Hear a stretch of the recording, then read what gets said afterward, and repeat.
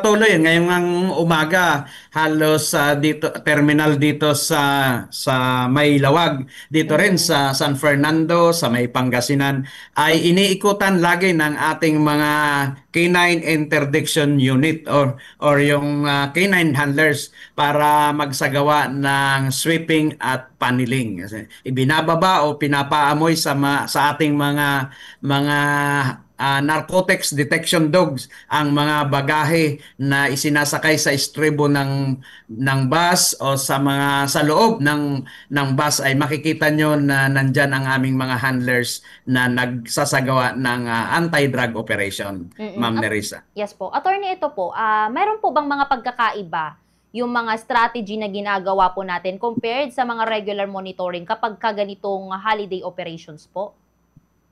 Halos magkakaparehas lang naman kasi alam nyo naman ma'am ang anti-drug operation ay isa sa pinaka mahirap na operation kung paano hulihin ang ating mga kriminal o mga nagsasagawa ng pagbenta o pagtransport o ng illegal na droga, no? Ito kasing Republic Act 9165, otherwise known as the Comprehensive Dangerous Drug Act of 2002. Ito ay napaka-technical na batas, no, na kapag ang kaso ay isinampa sa korte, may posibilidad na nadidismiss ang kaso kapag hindi gaano maayos o matino ang paghawak ng kaso.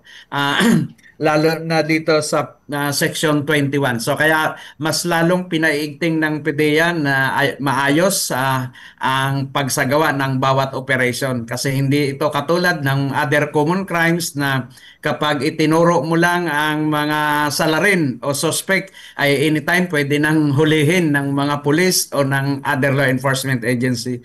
Dito sa pagsasagawa natin ng iba't ibang klase ng anti-drug operation, umpisa sa casing, surveillance, test buy, negation, or entrapment operation, or search warrant operation, o interdiction, ito ay dumaraan sa isang masusing pamamaraan para maisagawa ang anti-drug operation.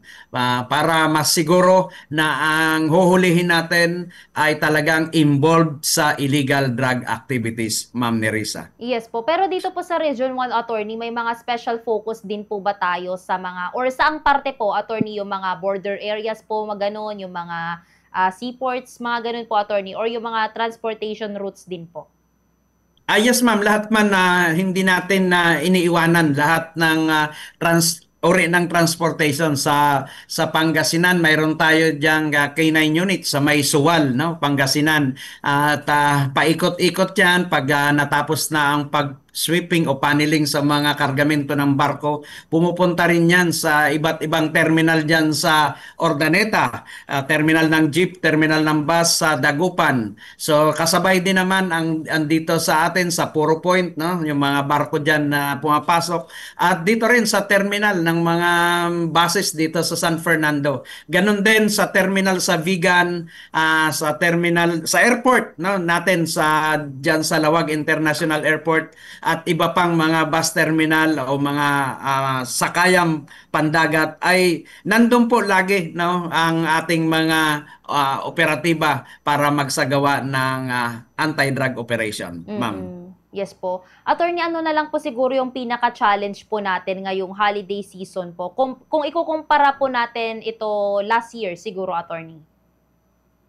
Lagi naman ang sa anti-drug operation, ma'am, ay ang challenge lagi dyan ay minsan yung kakulangan sa personnel, no? Na hindi natin gaano maisagawa ang gusto natin gawin dahil nga kulang sa personnel. Kulang din Mm. tayo sa K9 units para gawin ang nararapat na pagsagawa ng mga paneling, inspection o sweeping inspection nitong mga kargamento na itinatransfer. At of course, laging kakibat dyan, ma'am, yung kulang din sa personnel ang Philippine Drug Enforcement Agency. Pero yan ay hindi yan mga dahilan para hindi natin maisagawa ang anti-drug operation. Kahit konti kami ay naisasagawa pa rin ang mga karapat-dapat o nararapat na anti-drug operation dito sa buong Region 1, ma'am.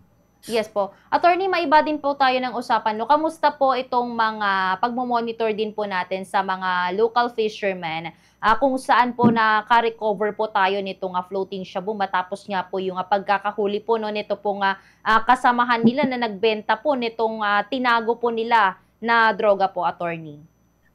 Yes ma'am, patuloy ang ating ugnayan dyan sa mga local police, sa CIDG, sa Philippine National Police, lalo na dyan sa mga karagatan na kung saan nagsipaglutangan ang illegal na droga. Nagsasagawa din tayo dyan ng mga tinatawag na mga awareness campaign, no? Hmm. Or coast watch training sa mga local fisher folks o yung mga taong naninirahan dyan sa tabi ng karagatan para mabigyan ng sapat na edukasyon, kaalaman para kung sa mga susunod na pagkakataon, mga araw o buwan ay may mga makita uli na palutang-lutang na mga illegal na droga na kagaya ng mga na-confiscate na ng mga nakaraang buwan ay matuto na o maalam na nila kung paano ito dalhin o i-turn over sa PIDEA and other law enforcement agency.